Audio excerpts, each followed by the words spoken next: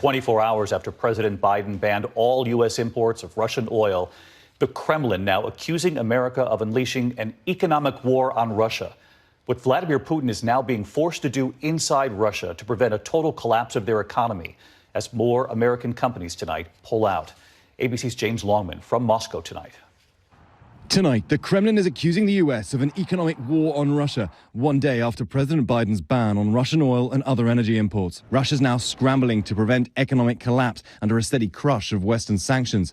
For everyday Russians, the real financial hardships are still to come, but there's now real fear of what's ahead. In an attempt to keep businesses afloat, Russia's now waiving some taxes and offering some financial help while banning foreign currency purchases. One lawmaker, Andrei Turchak, is so furious he's threatened to nationalize the factories of firms that have stopped business. Since this conflict started, the ruble is now worth less than 1 cent on the dollar. This is unprecedented that a large economy, 150 million people, has been literally walled off from the rest of the global economy within a matter of days. More than 230 multinational companies have now left or paused some of their operations. Nestle and Heineken now joining Starbucks, Coca-Cola and Pepsi.